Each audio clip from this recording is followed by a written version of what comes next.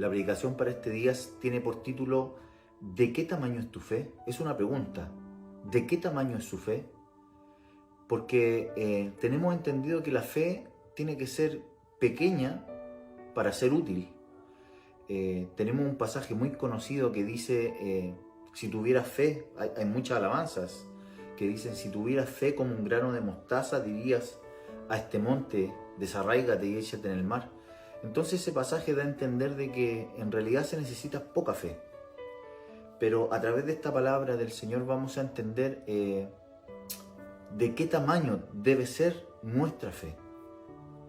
Pero antes que comience la predicación en sí, la historia comienza un poco antes, con una de las situaciones más sorprendentes de la Biblia, la transfiguración del Señor Jesús. El Señor mismo permite a 3 discípulos, a sus más íntimos discípulos, Pedro, Juan y Jacobo, presenciar este magno evento y que observen por un segundo su naturaleza divina. Porque tenemos que entender esto. Recordemos que Filipenses capítulo 2, versículo del 5 al 8 dice así: haya pues en vosotros este sentir que hubo también en Cristo Jesús, el cual, siendo en forma de Dios, no estimó el ser igual a Dios como cosa a que aferrarse, sino que se despojó.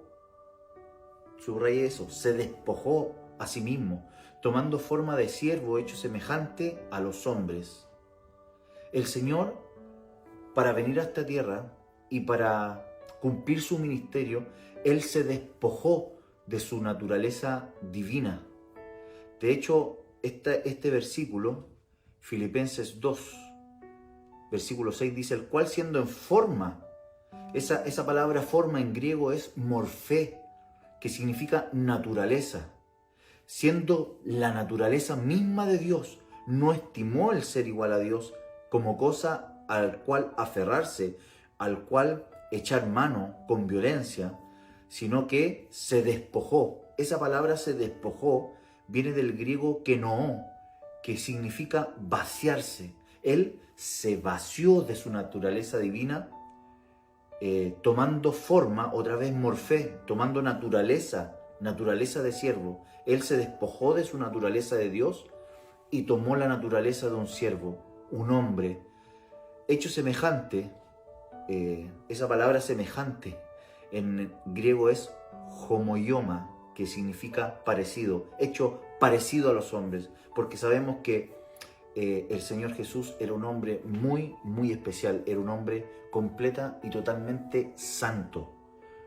Nosotros, los demás, el resto de la humanidad, ninguno ha sido alcanzado a la santidad. El único e incomparable Jesús ha sido el único ser total y completamente santo. Entonces, los discípulos vieron esta transfiguración, vieron cómo el Señor se había despojado de su naturaleza, pero en el momento de la transfiguración, Él por un segundo les mostró su verdadera naturaleza divina. Y ellos pudieron ver lo siguiente. Dice Mateo capítulo 17, versículo del 1 al 9.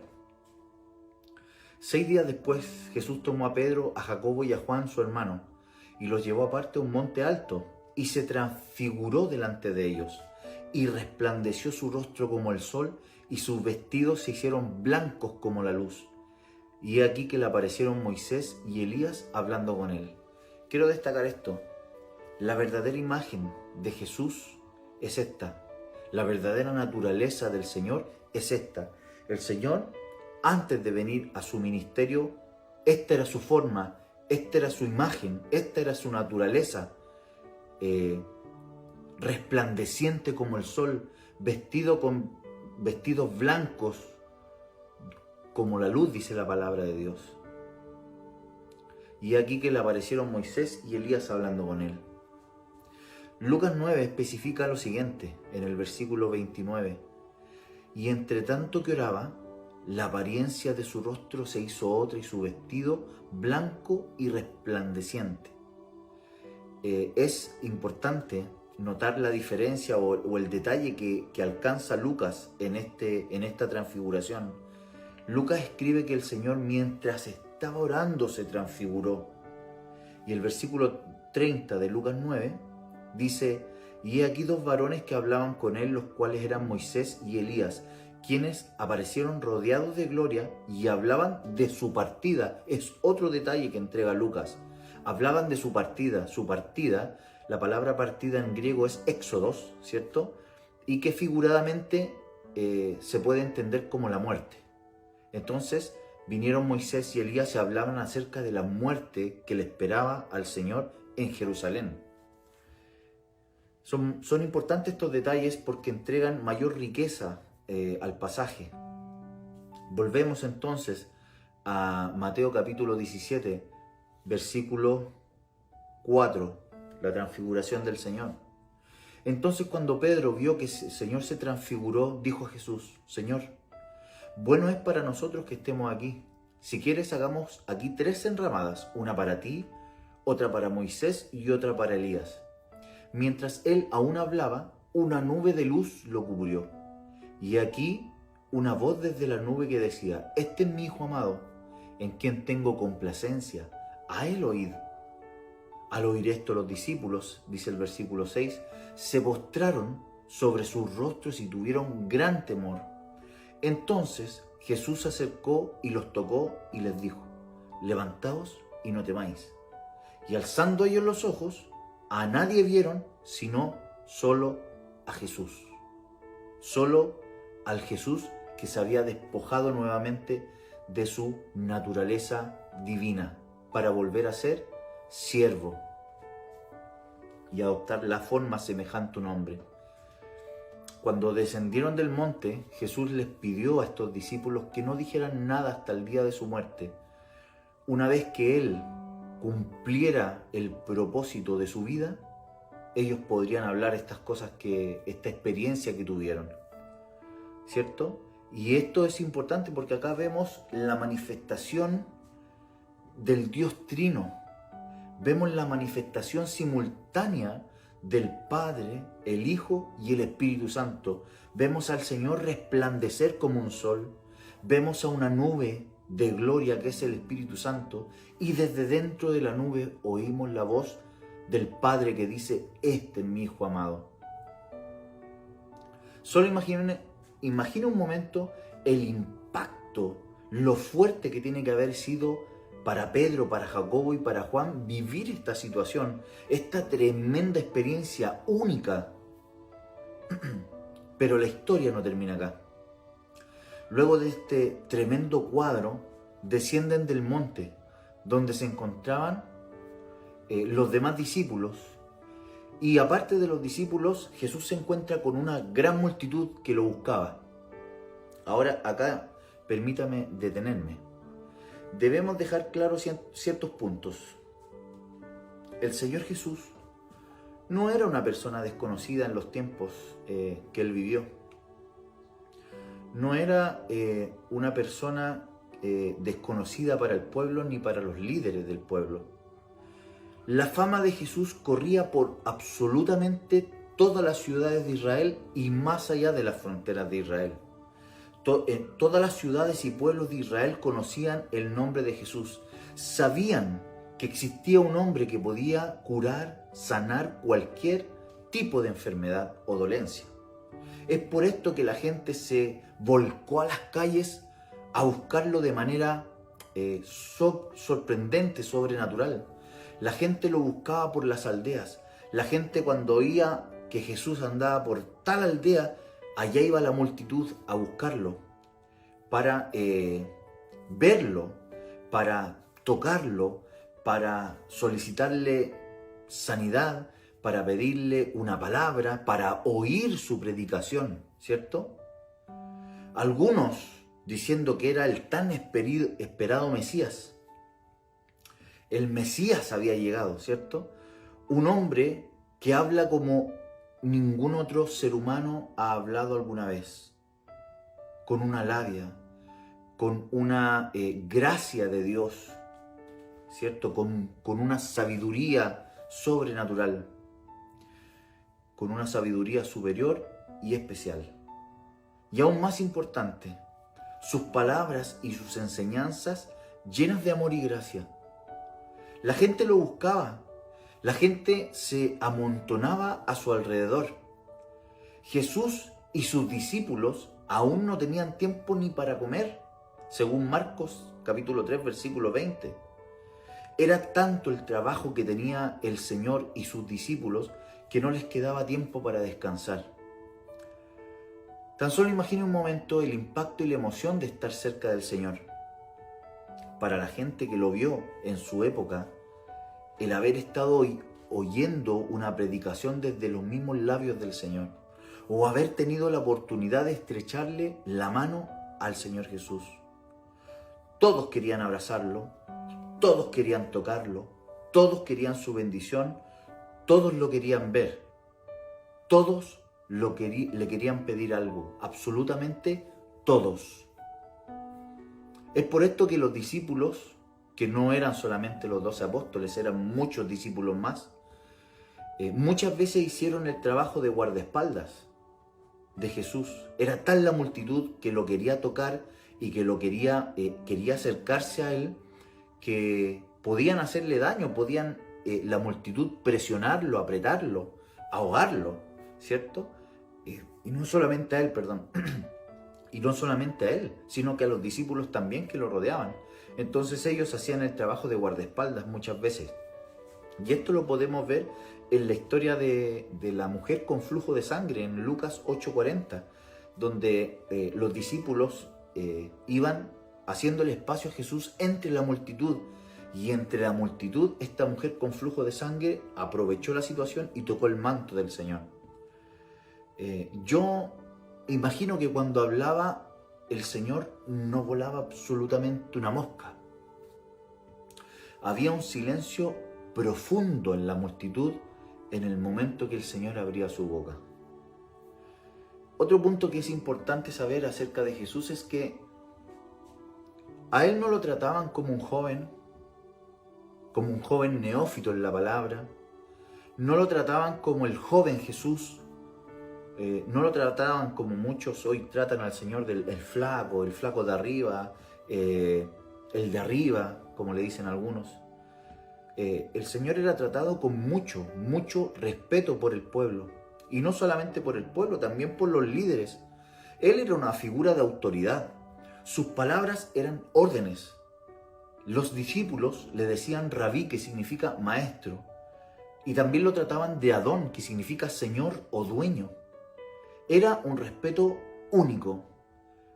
Es más, podemos recordar en Juan capítulo 3 que un mismo político famoso e importante de la nación de Israel, como fue Nicodemo, tuvo que pedir hora para poder hablar con Jesús en medio de la noche. Este es nuestro Señor. Entonces seguimos la historia donde decía que venía bajando el Señor de la transfiguración con esos 3 discípulos. Y dice Marcos capítulo 9, del versículo 14 al 29, que cuando llegó donde estaban los discípulos, obvio, vio una grande multitud, dice la palabra de Dios, alrededor. Vio una grande multitud alrededor de ellos y escribas que disputaban con ellos. Ya dijimos que la multitud seguía a Jesús donde fuera que vaya. Y enseguida, toda la gente viéndole se asombró y corriendo a él le saludaron. Es lo que acabamos de hablar, es el punto que acabamos de tocar. La fama del Señor, lo que movía al Señor en el corazón de la gente, cada vez que lo veían, se sorprendían, lo querían tocar, lo querían abrazar, querían oír una palabra de su boca, querían que los bendijera, querían que Él orara por ellos, querían una sanidad para muchos que venían afligidos y atormentados, ¿cierto? Querían liberación, algunos que estaban oprimidos por el enemigo. Entonces era una fuente de vida caminando en la tierra. Era el Señor, era Dios mismo caminando en la tierra. Emmanuel, Dios con nosotros, ¿cierto? Enseguida toda la gente viéndole, dice el versículo 15, se asombró y corriendo a él le saludaron. Versículo 16 dice, él les preguntó, ¿qué disputáis con ellos? El versículo 17 dice, respondiendo uno de la multitud dijo, Maestro, que es Rabí, traje a ti a mi hijo, que tiene un espíritu mudo, el cual donde quiera que le toma, le sacude y le echa espumarajos, y cruje los dientes y se va secando. Y dije a tus discípulos que lo echasen fuera, y no pudieron. Y respondiendo él les dijo a sus discípulos, el Señor le dijo a sus discípulos delante de la multitud, oh generación incrédula, ¿hasta cuándo he de estar con vosotros? ¿Hasta cuándo os he de soportar? Traédmelo. Ordenó. Si leemos este mismo versículo 19 en la traducción al lenguaje actual, es una versión más actualizada, lo entenderemos mejor. Allí dice, Jesús les dijo, ¿por qué no han aprendido a confiar en Dios? ¿Acaso no pueden hacer nada sin mí? ¿Cuándo van a aprender? Tráiganme aquí al muchacho. Versículo 20 dice, y se lo trajeron, y cuando el espíritu vio a Jesús, sacudió con violencia al muchacho, quien cayendo en tierra se revolcaba, echando espumarajos. Aquí debemos detenernos. Los espíritus no veían lo mismo que veía la multitud. Los espíritus son seres espirituales que se mueven en el mundo espiritual. Ellos sabían perfectamente a quién tenían delante y ellos podían ver la naturaleza divina de Jesús. Muchas veces lo quisieron delatar diciendo, tú eres el Mesías, tú eres el Hijo de Dios. Y muchas veces Jesús tuvo que reprender a los demonios, a que se callasen, a que se fueran, a que salieran de esos cuerpos. Porque la gente debía creer por la predicación de la palabra y no por la predicación por las palabras de un demonio. La gente tenía que descubrirlo a Jesús en sus corazones, ¿cierto? Él no quería que la gente creyera por lo que decía un demonio, sino por lo que la gente mismo veía en él. Y se lo trajeron al joven, dice el versículo 20, y cuando el espíritu vio a Jesús, sacudió con violencia al muchacho, quien cayendo en tierra se revolcaba echando espumarajos. Jesús le preguntó al padre, ¿cuánto tiempo hace que le sucede esto? Y él le dijo, desde niño. Versículo 22 dice, y muchas veces le echan el fuego y en el agua para matarle. Y el padre del joven le dice a Jesús, pero si puedes hacer algo, ten misericordia de nosotros y ayúdanos. Para entender mejor esta frase que dice el padre del joven, podemos leerlo en la Nueva Traducción Viviente. Desde el versículo 22 dice, a menudo el espíritu lo arroja al fuego o al agua para matarlo. Ten misericordia de nosotros y ayúdanos si puedes. Y el Señor Jesús en el versículo 23 le dijo, ¿cómo que si puedo? Y aquí nos tenemos que detener. El hombre estaba dudando de que el Señor tuviera la fuerza y la potestad suficiente para echar fuera a ese demonio. El hombre venía con cero fe, con cero confianza, dentro de su desesperación, me imagino, buscando hasta la última forma de ayudar a su hijo. Y quizás lo trajo a Jesús como una última forma de poder traer solución a este problema. Y dentro de sus palabras deja ver la poca fe que él tenía. Y por eso podemos ver en este versículo 23, en la Nueva Traducción Viviente, la respuesta del Señor a sus palabras. Él le dijo, ten misericordia de nosotros y ayúdanos si puedes. Y el Señor le dijo, ¿cómo que si puedo? Todo es posible si uno cree, le dijo. Y al instante el padre del joven clamó en el versículo 24, sí, le dijo, creo, pero ayúdame a superar mi incredulidad. Ese padre estaba en una oscuridad tremenda, estaba desesperado, su fe estaba por el suelo. Él necesitaba ver algo que fortaleciera su fe, él necesitaba ver algo que hiciera germinar nuevamente en su corazón la fe. Versículo 23 en la versión Reina Valera. Jesús le dijo, si puedes creer, al que cree todo le es posible. El versículo 24, e inmediatamente el padre del muchacho clamó y dijo, creo, ayuda a mi incredulidad. En el versículo 25 continúa, y cuando Jesús vio que la multitud se agolpaba, que comenzaba a llegar más gente, que comenzaba a llegar mucha más multitud y que comenzaban a darse cuenta de todo lo que estaba sucediendo, rápidamente dice que reprendió al espíritu inmundo, diciendo al espíritu mudo y sordo, yo te mando, sal de él y no entres más en él. ¿Qué sucedió? Lo que tenía que suceder. Entonces el espíritu, clamando y sacudiendo con violencia, salió. Y él, el joven, dice que quedó como muerto. De modo que muchos decían, está muerto. Pero Jesús, tomando de la mano, le enderezó y le levantó. Versículo 28 dice, cuando él entró en su casa, sus discípulos le preguntaron aparte, después que había sucedido toda esta situación, después que había venido la reprensión frente a toda la multitud, la reprensión a sus discípulos, los discípulos quedaron pensando, ¿por qué nosotros no pudimos echar ese demonio fuera? Entonces, en un momento de intimidad, cuando ya estaban en casa, cuando ya estaban aparte, cuando ya estaban solos y estaban tranquilos, los discípulos lo primero que hacen es preguntarle a Jesús, ¿por qué no pudimos echarle fuera? Y él les dijo, este género con nada puede salir, sino con oración y ayuno. Pero aquí hay algo oculto. En Mateo 17:20, Mateo capítulo 17, versículo 20, en ese mismo pasaje, dice así, Jesús les dijo, por vuestra poca fe, porque de cierto os digo, que si tuvieras fe como un grano de mostaza, diréis a este monte, pásate de aquí a allá, y se pasará, y nada os será imposible. ¿Qué quiso decir Jesús con esto? ¿Qué quiso decir Jesús con que si tu fe fuera del porte del grano de mostaza? Muchas veces nosotros lo entendemos como decíamos al principio de la predicación. Tu fe tiene que ser así y listo. Tu fe tiene que ser pequeña y ya está. No necesitan nada más que esto. Eso es lo que se entiende. Hay canciones que hablan de eso.